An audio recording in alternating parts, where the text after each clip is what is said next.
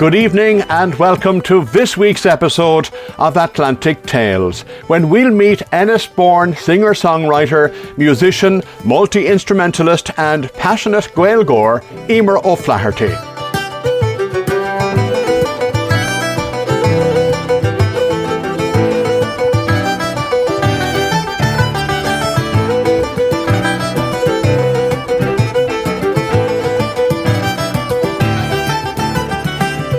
Emer O'Flaherty was born and raised in Ennis, County Clare. While she spent some time away for college and a year in Canada, Emer always returned to her hometown. Despite being surrounded by music growing up and developing a passion for singing and playing, it was law she decided to pursue in college. Emer found, however, that she kept being drawn back to music. Her other great passion is the Irish language, and she works for Éireann Rud Éireann as Ifigach Gaeilge.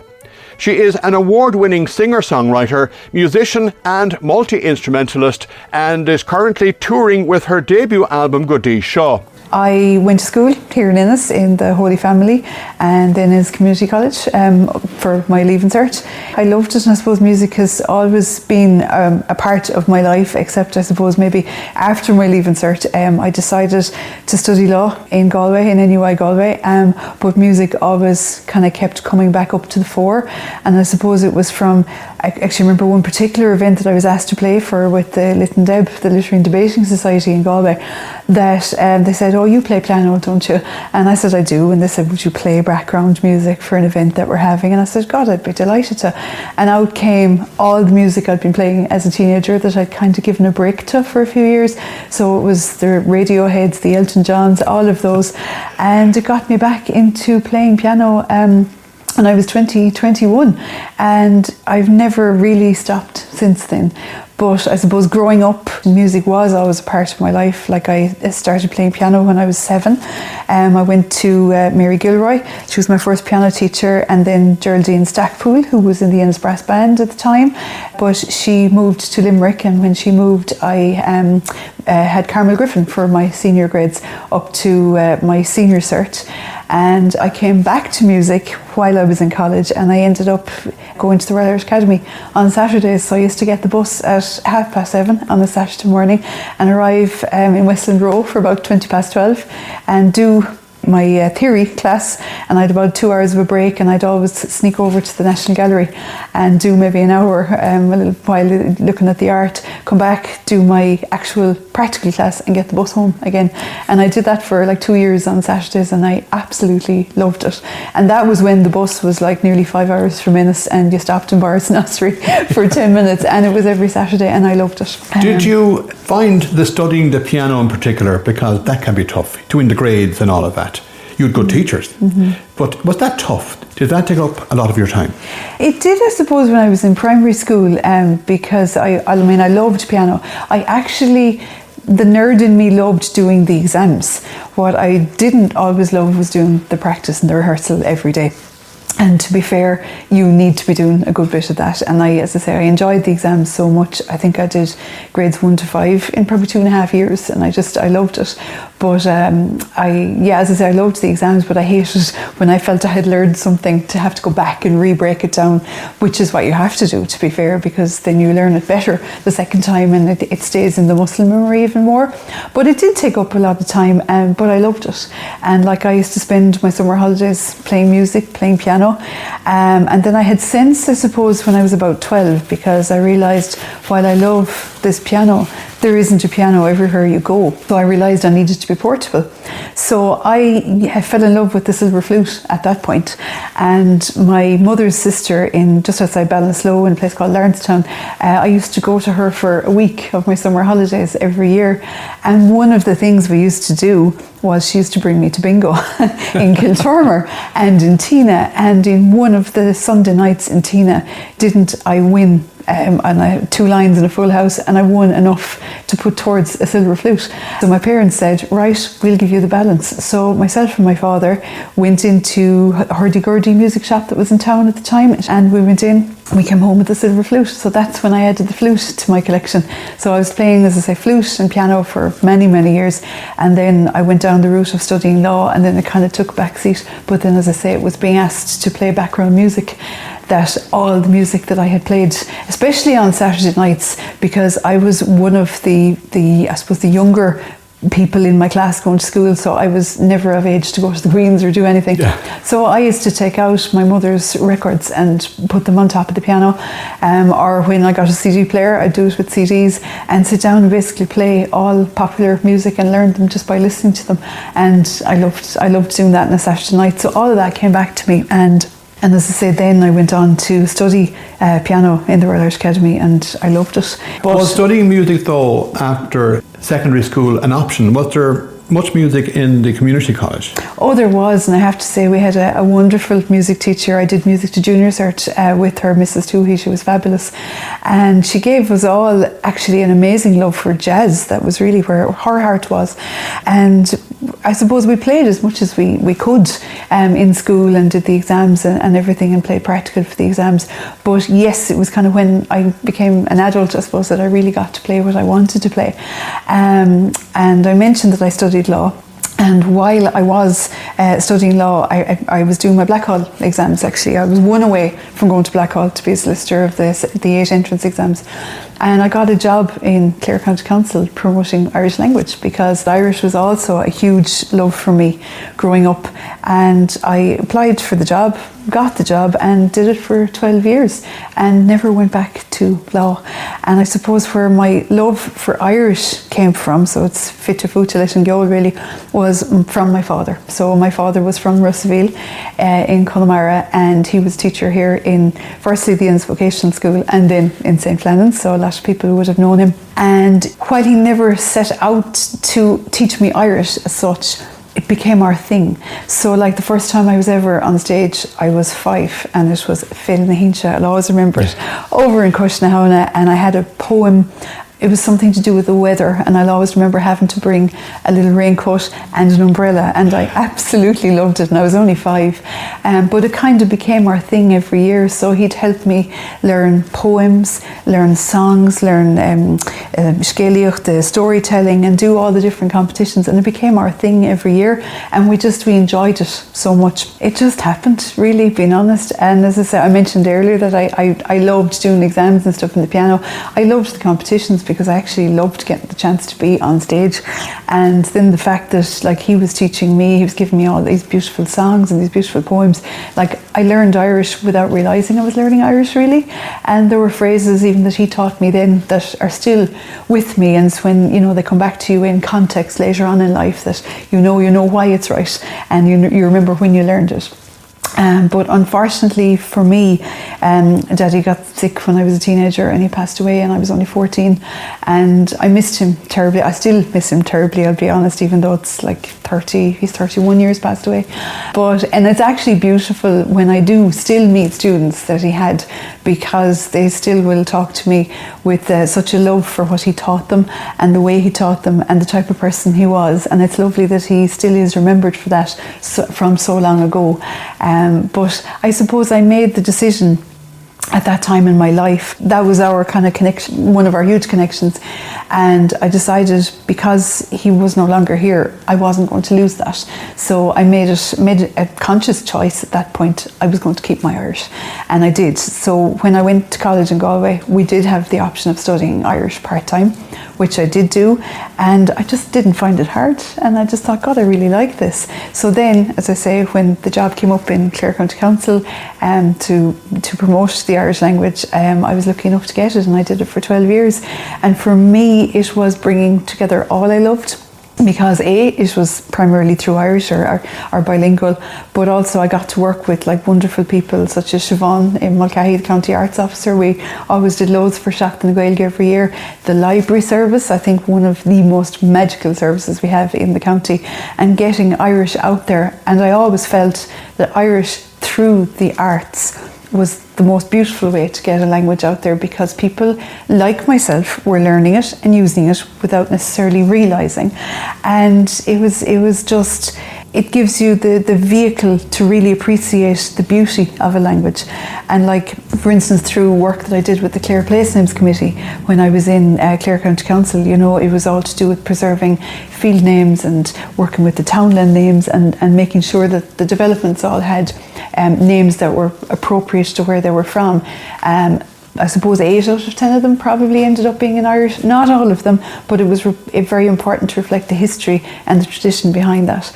And I loved that type of work. So, I mean, I love when people have a love like that for the language, because it is all around us every day. You know, it's on our streets, it's in our tunes, it's in our names of so many of our people and everything. And it's just lovely to know the reasons behind that. Are you confident, Emer, that the Gaeilge is making a comeback, that we would have had a fairly substantial Gaeltacht area in West Clare, and many people are probably educated through Irish? I hope so. I mean, the Irish language publications in print media, you know, even when Pop Ear was launched there just in the last 18 months, I do feel there's a lot of people, and there's a lot of people like me that are writing in Irish, because obviously while it's really, really important to, you know, you have to learn from the past to know the present and the future, and that's always my motto, but to know where it came from and to use it, but to make it relevant to now.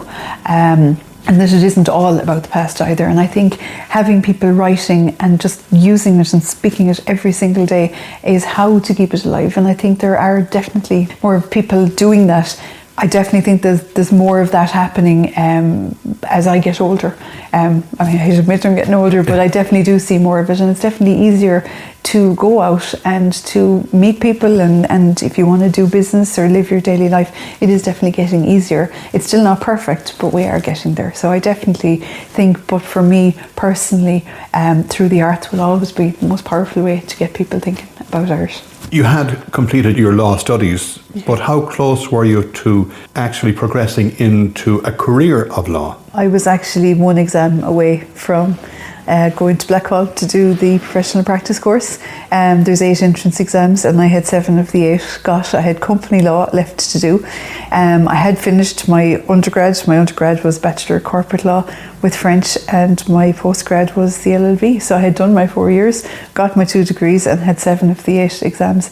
But the closer I got to going to Blackwell, I felt it wasn't for me, and much as I totally respect the study of it, and everybody I met through it were just wonderful, it just wasn't for me. And looking back, like even over my 4 years in Galway, the subjects that stood out to me the most were intellectual property law, I think it was constitutional law, and human rights law and environmental law. That they were the 4 out of 4 years. And I suppose the intellectual property was certainly because I could study music copyright, which was bringing me back to music again anyway, you know, so I knew it wasn't 100% me, and of any of the decisions I've made in life, I definitely think it was the right one not to continue. But I'll always be thankful for the people I met because I have some of my best friends in this world, and I never would have met them had I not gone to Galway to do that. But had it been niggling at you because you had gone to the final hurdle, the 11th hour, as they say? Yeah. So close. Yeah, one left. What swung it? I guess I'm a bit stubborn too. When I start something, I kind of have to finish it. But then I knew when I'd finished this particular exam, it was company law actually for all the world. I kind of knew I'd be going there, and I just felt, you know, this isn't for me. The nearer I got to going, the more I knew it wasn't for me. And as it happened, kind of the planets aligned at that time as well, because my mother actually took ill around the same time, and I knew I needed to be in Ennis to look after her, because there was only the 2 of us since my father had passed away, and I don't have brothers and sisters, and just everything kind of happened in that way. And Ennis was where I needed to be, and I was here, and I'm very glad that I was here. And so that's how it happened. You were lucky in a way that you could keep up your music even during your studies. Oh, was absolutely. Was that important to you? Absolutely. And as I say, really, it was when I finished college, finished the postgrad, that I really got back to playing music, which is when I started to take the bus to Dublin and go to the Royal Irish Academy. And then moving back to Ennis, I joined Ennis Musical Society to be on stage for I was really lucky to be in an awful lot of their productions, but then other years they were maybe needing a piano player, a rehearsal pianist, and they said to me, well, Emer, you play piano, would you like to do it? And I thought, my God, actually, yes, I'd love to. And then I met some wonderful people who are great friends of mine to this day through Ennis Musical Society. And then one of them had been, she was singing, she was doing a lot of events and a lot of weddings, Mary Healy, and she asked me would I accompany her for a lot of the things she was playing for. So she made me play even more, and I mean make in a really nice way. She gave me the opportunity to keep playing and to keep learning new repertoire. And that really was all throughout my 20s and probably half of my 30s. I did a lot of playing with Mary and playing with different groups over time. Then I suppose in 2013 I got the chance to teach Irish in Canada, which was really lovely. There's a wonderful organisation called the Ireland Canada University Foundation, and they're the equivalent of people often hear of Fulbright for America, but the ICUF is the equivalent of Fulbright for Canada. And they advertised an open call for people to apply to be considered to be a tag score Gaeilge in Canada, and I was lucky enough to get an opportunity to go up and teach Irish in New Brunswick in a lovely city called Fredericton for a year. And so that was what moved me away from Ennis. My first time, I suppose, being away since I'd been in college. And I loved my year in Canada. So while I had a lovely class in the university, in St. Thomas University, I also got to teach music and teach Irish music while I was there, and it was just lovely. And the connections that I've made there, like we're still great friends and go over and back to visit each other. It's been really lovely. And Canada was it's just such a gorgeous year of my life, I have to say. Did you do any other travelling? Well, do you know what I started to do was I'd go away actually at Christmas time, because particularly after my mother passed away, I didn't really particularly want to be around for Christmas. So one year I went to Cuba for 3 weeks, and another year I went to Peru for 3.5 weeks, and it was lovely because it's a different kind of Christmas and different traditions. Like in Cuba, for instance, it was very much Christmas Eve was the big day, and I know in Peru we spent Christmas Eve in the desert. We'd gone sandboarding actually, and woke up Christmas morning and we were all camped out in the desert. So I did things like that some years for Christmas, and it was lovely. But other than that, it's been kind of trips either to play music or like to perform and say meet some of the people that I was in Canada with and stuff. I'd love to do more in the future. Not really possible at the moment for the loveliest of reasons. We had a little girl just over 7 months ago, and the love of our lives, and until she's a little bit bigger, definitely my feet will be in this for the next while. Coming up, we'll hear more from Emer O'Flaherty about her love of music and the Irish language, and when she began to write her own music, where she has combined both passions. Mine is the song of sweetness to rise you from your dreams. Tomorrow I'll rise you from your dreams.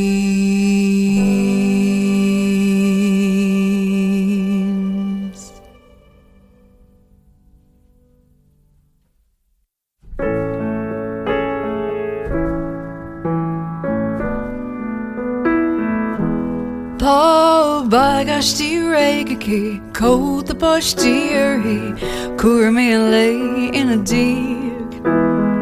Mother drim is slower in a love, smidu or era hike. Welcome back to Atlantic Tales. Emer O'Flaherty is an award-winning singer-songwriter and musician from Ennis, County Clare. She has had two particular passions from a young age, music and the Irish language. Despite her graw for music, she didn't pursue it as a subject at university. Emer opted to study law instead, and was just one exam from progressing to Blackhall in Dublin to complete a professional practice course. She decided, however, that career wasn't for her, and a life-changing decision was on the horizon. After completing her law studies in Galway, Emer had the opportunity to travel to and work in the United States. So after I finished the LLB in NUI Galway, I was lucky enough to be one of 6 people from Ireland to get the opportunity to partake in what was called then the Young Leaders Programme. It's been renamed the Washington Ireland Programme since. And basically there was 30 of us from Northern Ireland and the Republic who got to go to Washington DC, stay with families for 2 months over the months of June to August, and work as interns in various governmental and non-governmental and charitable organisations throughout Washington DC. And it was a wonderful summer, I have to say. I was working actually in the Assistant General Counsel for Legislation, and I was working on Independence Avenue, right across the road from all the Smithsonian museums, 12 of which were free at the time. So every lunchtime I used to go out and do like a room or two of one of the museums, and I absolutely loved it. And one that will always stay with me was called Piano 300, an exhibition of Liberace and his pianos, and there was a rhinestone encrusted piano belonged to him on display, and I think that was really the day that I saw that, and I brought a friend of mine to come and see it as well. And when we stared at this piano, that was kind of the D-Day for me, that I just said, oh my God, this is really what I want to be doing. And that was really when I suppose the light bulb went off, and I knew my love was always music, but I guess I probably tried to suppress it, if you like. And I do always remember standing in front of that piano going, wow, and it hit me, But it was a beautiful summer, and I mean, I learned so much while I was out there. As I say, we were summarising legislation before it was put to the senators to be voted on. So it was very responsible work, but it was brilliant. And so when I finished there, I moved back home to Ennis, and that's when I started working in Clare County Council. You started in Clare County Council. Mm-hmm. It was a date, shall we say, that won't leave you quickly. Yeah, exactly. Yeah, it was September 10th, 2001. And the next day, obviously, everything happened in America. So I'll always remember when I started in Clare County Council, yeah. How did that job come about, by the way? It was, actually, I had applied before I went to America, and basically I was on a panel at the time to come in and work in, I was actually recruited on a clerical panel, and then it was while I was doing that role that they advertised for Gaeilge at the time, and I thought, wow, that sounds really interesting. I'll have a go. Put my name in, never expected to get the job, and then did it for 12 years. And enjoyed it. But it seems as well, though, Emer, when you travelled, whether it was Canada or Washington, you were never far from culture, first of all, but never far from either of your loves, music and Gaeilge. No, never. Was that intentional, or did that just happen? I don't know. I think sometimes when you go away, more of your real self comes out. And I know it might sound like a bit of a cliche, but I know when you're away, it's nearly easier to be Irish and do the things that you really want to do. And I'll give you a very funny example. I love music in every form, but it never quite made it as far as my feet. So I'd always say it stopped at my knees. And I admire people who can dance, and I watch the patterns and the formations thinking, God, I'd love to be able to dance. Because I did love dancing when I was very, very small, but then music took over. But when I was in Canada, I joined what's called the ICC A&B, such as the Irish Canadian Cultural Association of New Brunswick. And the first evening they had a gathering, they were going teaching us a set. And they said, we're going to watch this video of this set being danced. Where was the set recorded? Cushnown, out the Garth Road, and here was me looking at it over in New Brunswick, recognising everybody, and saw the stage, and I was like, that's such and such, and he plays the drums, and I was going, this is Cushnown, and she says, oh yes, it's in Ennis, and I was like, that's 2 minutes from my house. So it took me to go all the way to Canada to see that. Now, sadly, the poor woman, her work was still cut out for her, but so I did learn all I could do, and she was very, very patient, but still, I will always be in awe of dancers, I have to say, and sadly I'm not one of them, and I never will be, but I love them. I love watching dance. And then I came home, and I was very fortunate to get a beautiful job. It was a 3-year job with Music Generation here in Clare, and it was really lovely. worked with some of probably the most beautiful people I ever meet in the world, all musicians, and delivering music education programs to children and young people throughout the county. And it was really, really lovely. And from there then I went on to, I was also very lucky to get another lovely role, which was the General Manager of An Taibhdearc in Galway City. I was theatre manager first for about 6 months, and then the role of General Manager came up after that. So I was there until October of 2020, and obviously we all know what happened in 2020, and so the theatre actually closed until it was able to actually have real live audiences. They didn't do the online experience, so it meant that the theatre actually closed for a while. But coming full circle, I'm now back in An Taibhdearc, but as a board member. So it's actually really, really, it's lovely. And yeah, my heart, as I say, Irish language arts is where it is, you know, so working there was a real privilege. And as I say, I'm back on the board. Spent many years learning music, piano particularly, the flute later on. Yeah. When did you start singing? Oh my God, I started singing, I'd say I've been singing forever, if I've been honest. Like we're here in my living room right now, which is my childhood living room, and when I was small the television was here, roughly where I'm sitting now, and beside it I used to stand inside the window and I used to sing along to Top of the Pops. And I can remember it so clearly. And then during the summer months I used to get a broomstick and I'd stick it into the ground outside and take my skipping rope and wind it around the top of the broom so that it would stay standing. And obviously I had it in my head, I understood tension of cables even at that stage, because I had the skipping rope wound around the handle of the brush, and I used to sing out the back garden. And yeah, they were my first memories of singing, and I'd say I was only about 4 or 5. You seemed to have a love for all kinds of music. Top of the Pops, you mentioned. That person who had the love of jazz. Was that important to you, that you appreciated and liked several genres of music? Yeah. To be honest, I love every genre of music, and like my mother, when I was growing up, my mother used to love all the classical music and all the operas, so she'd have us listening to Rigoletto and Verdi and everything, and I loved that. And she'd put on the music from Vienna on New Year's Eve, you know, so I was listening to classical all the time. And then my father was actually, ironically, a dance teacher as well as being a secondary school teacher, and I've mentioned I am not a dancer, but he was also a singer. And he was an accordion player. Now, sadly, I never got to hear him play the accordion, because when I was growing up here, he didn't actually have an accordion to play. So I never actually got to hear him, but I've heard from other people and his brothers and sisters who've since passed away that he was a beautiful player. So I would love to have heard him. But he used to listen to a huge amount of traditional Irish music and singing, because, as I mentioned, he was a beautiful singer, and he taught me a lot of my Irish song. But my 2 aunts were also sean-nós singers as well, one of whom would be fairly well known, Anya Ban Watu from Ennis in County Kildare, and the other was Tressa Nic Arthur, who actually worked with a lot of singers who won at Oireachtas na Gaeilge and the Kearney Reid and that. So I have a lot of music in my family. So I suppose, yeah, I used to love then listening to popular music and obviously learning my classical in my grades and different things. But as I say, my mother certainly gave me love for classical music as well. And our teacher, Mrs. Toohey in secondary school, had us all listening to jazz. So I suppose I got a flavour of everything, really.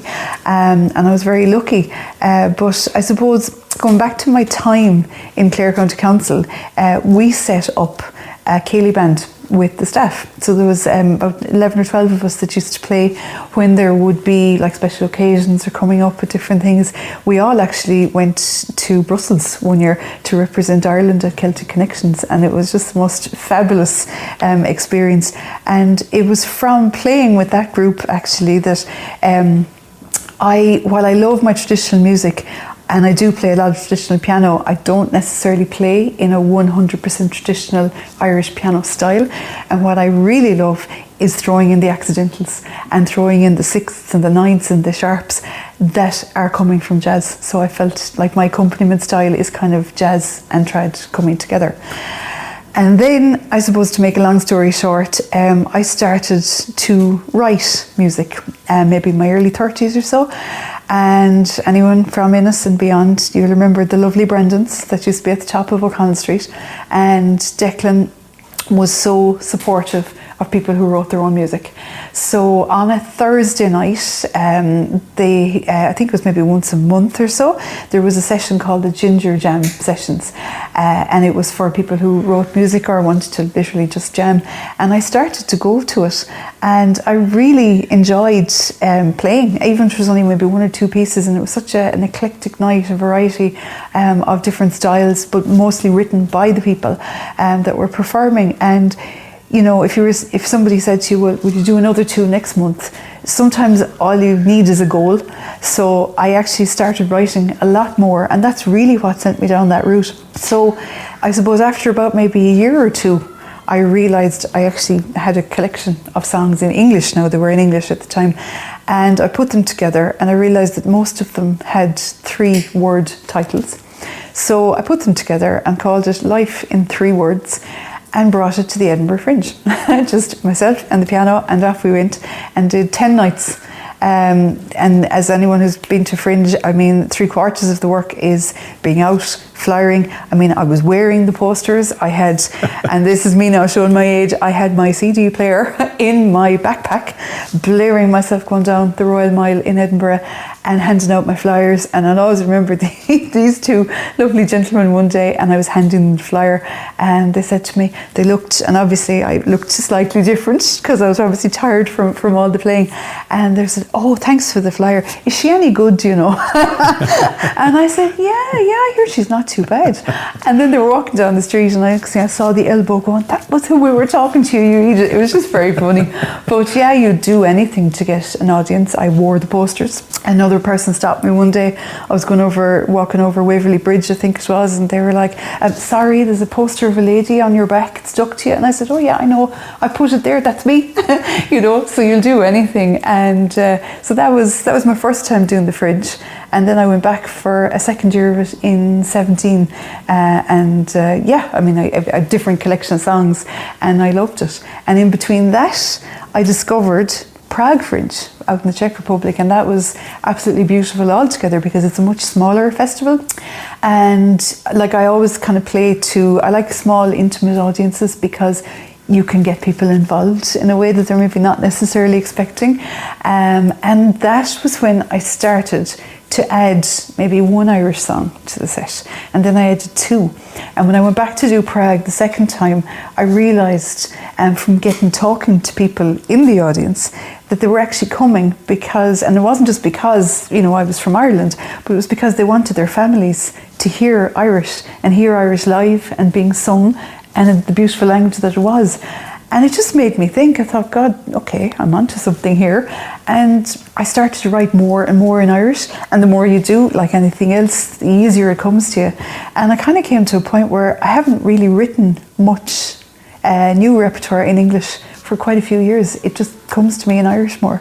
So that's really where that came from. And that's mainly what I do now, is I write songs in Irish, but I also write instrumental music. And I love writing instrumental music because it kind of, to me, it says the things that maybe you can't put into words.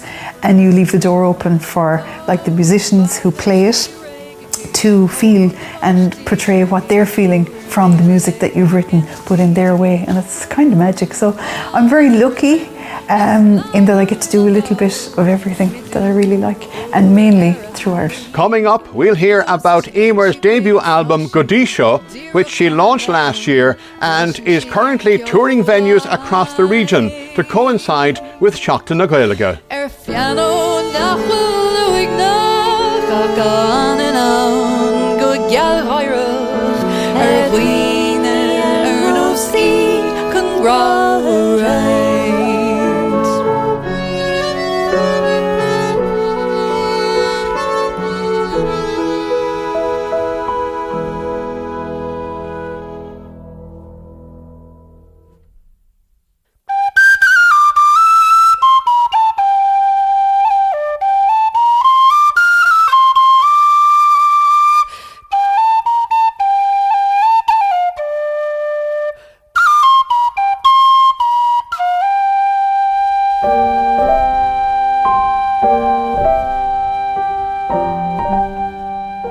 Welcome back to Atlantic Tales. Mine is the early quiet to shake the dewdrops clean. Emer O'Flaherty is a singer-songwriter, musician and multi-instrumentalist from Ennis, County Clare.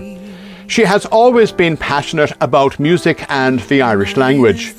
She studied law in Galway but found that career wasn't for her, and a life-changing decision would soon follow. As a mature student, she returned to NUI Galway to complete a higher diploma in drama and later a master's in media at Mary Immaculate College in Limerick. After returning to Ennis permanently, Emer joined Ennis Musical Society and was a member of Ennis Players for many years. She is currently on maternity leave from her position as Ifigach Gaeilge with Iarn Road Éireann, while studying for a master's in translation and editing. She has managed to juggle busy personal and professional lives with the support of her husband Mike Higgins. Emer is currently touring with her debut solo album Gaeilge, released in April 2025. First of all, the title came from the fact that I have been playing with people and with wonderful people for probably over 20 years at this stage. And the amount of times I was being asked, do you know, I liked that, but where can I hear it again? So it would be, there might be the odd recording, maybe we're on YouTube or whatever. But when people would say to me, do you have an album? Do you have anything? I didn't have anything. I didn't have an EP. I didn't have anything. And so the title, Gaeilge, basically means up to now or until now, because literally it is kind of a representation of everything and everybody that I've been playing with over the last 20 years. And because it's been so long coming, that's actually where the title came from. So I should explain, the album is laid out in that it's laid out to be a day. So you start off, the very first piece on it is called A Gararone, which is the story of a bird who during COVID times couldn't hear himself when the traffic came back on the roads, and he was very, very annoyed that he couldn't do the one thing that he had to do early morning, which was wake this person up from their sleep, because the person couldn't hear him and he couldn't hear himself. And the album basically goes through different things that could happen at different times of the day. The last piece actually being second last piece being a Soon 3, which is a lullaby, and the very last piece is actually Bird Interrupted, which is the English, and it's the only English song on it, of A Gararone. So it comes full circle, so you go back to the start of the day again, and that's how I actually structured it. But that particular piece started life, and that's the reason it's the only English one on it, but it actually did start life as an English poem, because in 2021 I was lucky enough to get the opportunity to partake in, it was a Scéim Mentorach, this was a mentoring scheme funded by Forest na Gaeilge, and I got to write a series of poems which I then wrote accompanying music for, and I was mentored by the lovely Dorina Niconeja from County Kerry, and she's been a great source of inspiration to me since, a beautiful, beautiful lady, and I wrote that under her mentorship, and that actually started as an English poem, which as I was kind of reciting it and getting it into my head, it felt like music belonged naturally with it, so I actually set that to music, and then I ended up translating it, so it's the only one that is actually translated. But then I translated that to Irish, and now I pretty much never perform the English either, but that's where that one came from. Then another one is Grian Gov. I am a terrible woman for writing about nature, so I've mentioned A Gararone about a single bird, so Grian Gov is about a collection of birds, or murmuration. So it's a person watching a beautiful spectacle and trying to figure out, because in a murmuration they say there's no leader, they're trying to ward off the enemy, they feel there's an enemy presence, but you don't know who's leading, you don't know where they're going to go, what direction, how long they're going to stay for, so it's watching the mystery of a murmuration. And it's called Grian Gov because they say that one of the best places in Europe is a town in Jutland in Denmark, that if you want to be almost guaranteed to see a murmuration, that's the place to go. And the Danes call the murmuration Sort the Sol, and I hope I'm pronouncing that properly, which is Black Sun, which is Grian Gov. So that's where that comes from. And I suppose a very special one I should mention is called Taifsha, which is Ghost, and it was a song that I got to play with the lovely Paddy Mulcahy and Angelo Hart, who I had originally met. I mentioned Brandon's earlier on. I met Paddy through Brandon's all those years ago, and we'd often play together.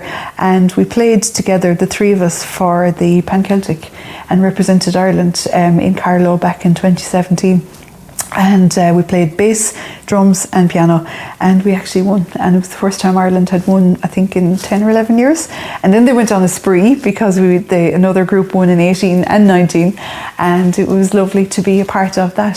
So that was Taibhse, and it's about I suppose a person, when something is niggling them in the middle of the night, and what might it be, and if they follow it, what might happen, and what it is for that person, whether it's maybe something they haven't done, something they need to do, a thought that's annoying them, and that's what the Taibhse actually is. So it's a different thing for every single person.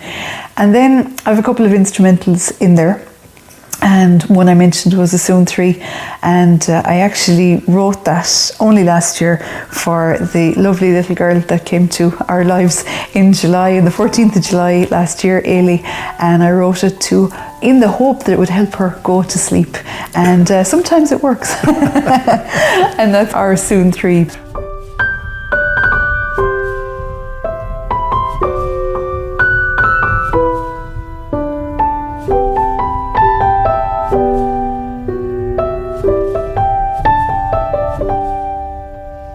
I had a chance, thanks to the lovely folks in Clare Arts Office, to spend some time in the Tyrone Guthrie Centre in Monaghan in 2024, and that was where I wrote Stáisiún Trénach and Green Goof, the one I mentioned. So different pieces, they're different stories, but everything on that CD has been written in the last maybe 8 to 10 years. The older English ones, as I mentioned, they didn't make the cut this time, but I might maybe do something with some of them in the future. Who knows? They're there in the back of my mind, and probably on a hard drive somewhere.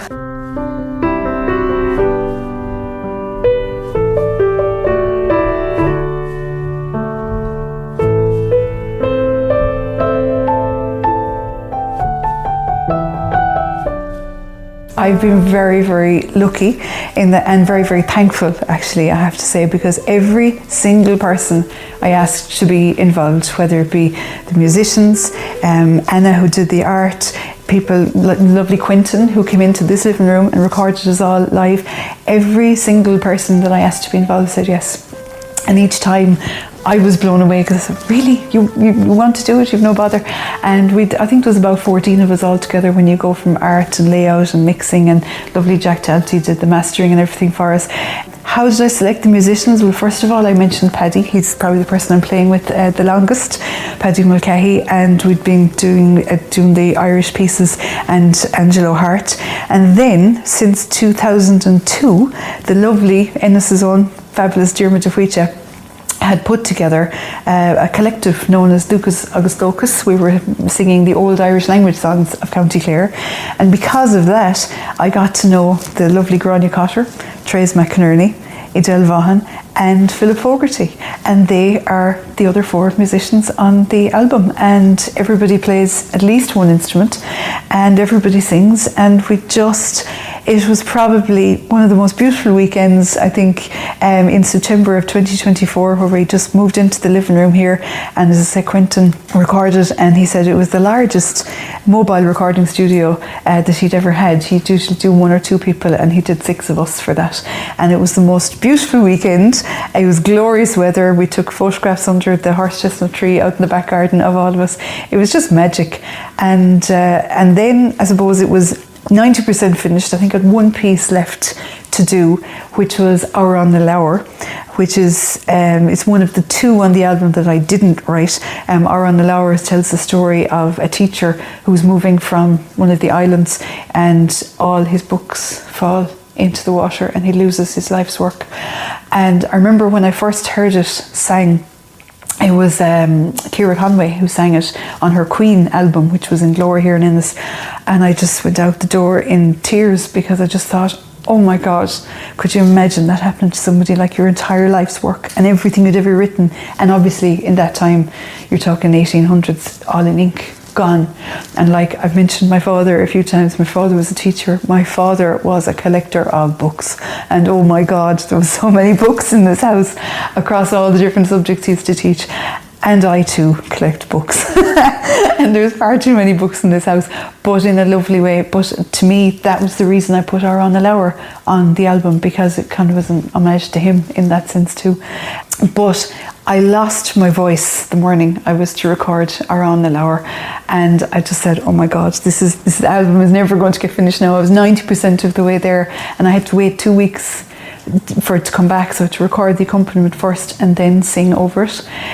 And then I just happened to be talking to the lovely Tim Collins, because I took up concertina, I should say, 2 years ago, and he's our teacher, and I love it. And again, I'm portable, you know, because when you're playing a piano, you're looking for plugs, you're looking for seats, you're looking for everything. Your concertina, you open your box. And Tim is just the most beautiful teacher. And I just happened to mention to him I had this album, and would they ever consider an album like that for the Concertine Festival? And he said, absolutely. And he came back to me and he said, your launch is the 25th of April 2025. And I thought, oh my God, no, it actually has to happen. And so I will be eternally grateful to Tim and to Anya Hensey, I should say, for all their kindness to us on that. That is how the album got launched, and it made us finish it. And you know, it was the most beautiful day actually, over in St. Columba's in Bindon Street. And we had a live performance with 6 of the 7 of us that played on it, and we had Padraig Jack as guest artist. And it was just a really, really special afternoon, and I'll always be grateful to everybody who came and everybody who played, because it was just magic, and it actually all happened. It was just lovely. You're taking the album and those musicians on the road. And again, everybody said yes, which is lovely. So what we're actually doing is it's a slightly scaled down version of the album. So there'll be 3 of us at every concert.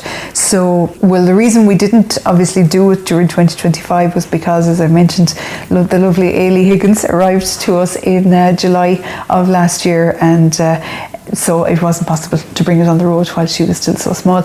So we're doing 6 concerts over Seachtain na Gaeilge this year. So we have Glór in Ennis, we're in Conor na Gaeilge in Nina, we're in the Limerick City Gallery, Art Gallery near the People's Park, we're in St. John's Theatre in Listowel, we're in Ballyvorna in the lovely Unad Cultura, Dr. Orleinchik, and we're in the studio of the Town Hall Theatre in Galway.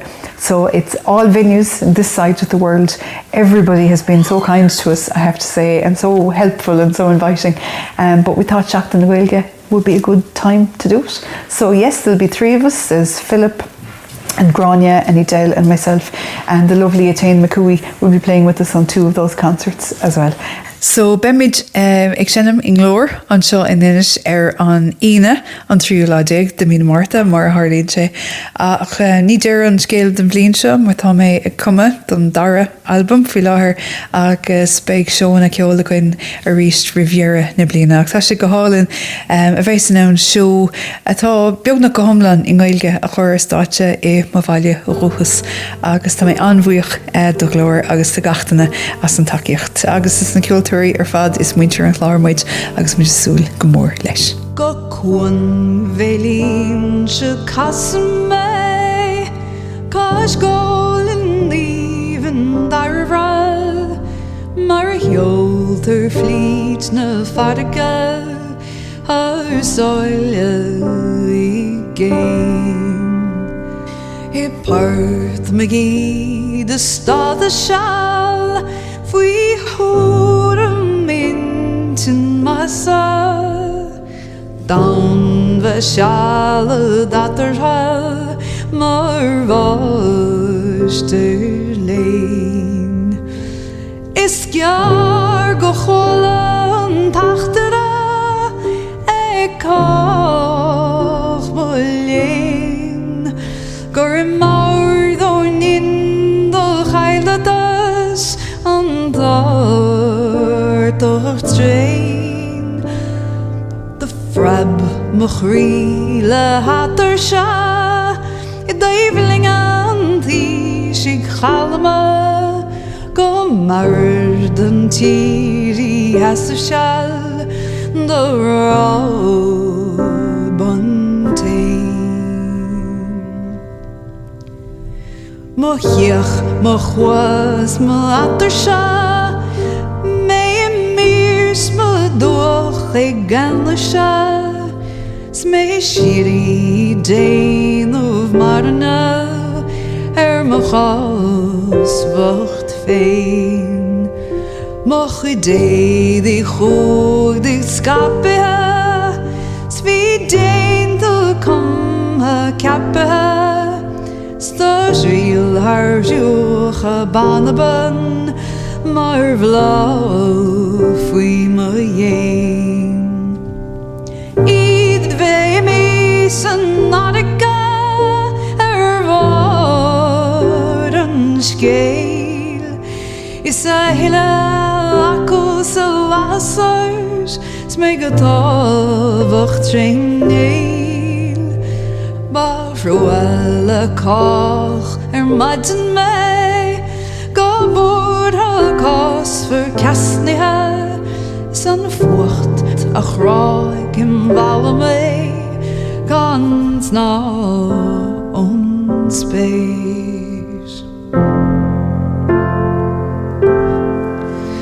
Go you and later is salaba On rank ons baum is sassana Agus fos a dish dan abergen Ga hard fuin rei Ni winchen later the ljouwer ha Bjar alles agus tarva Nas movi chum o vasa Kei tard stray Mochrach mochwa in a nasne shoot No fogoch me Is more an course marana Agus kosliam me Malach day is na haglasha an gari gran o walaha A voig an long an manliha Gan gala gan gwe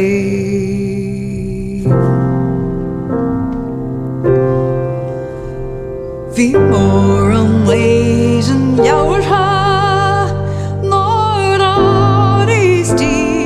Lauer ha Jouwer na lijnig banlige Bevrahe fuin spees An ferm joro en gastejas Ach wurige hiel go blastig jaard Hog ruach nig vreeg lis atjen chwaas Go galvan de fees Squidem as malauer ha Kei chroder me Sna quiddet sein lier arika Go broch liem zee Malulerzi an langong jou Moch lain te riech de chasso arm San eren Don landlihe ma vaart sig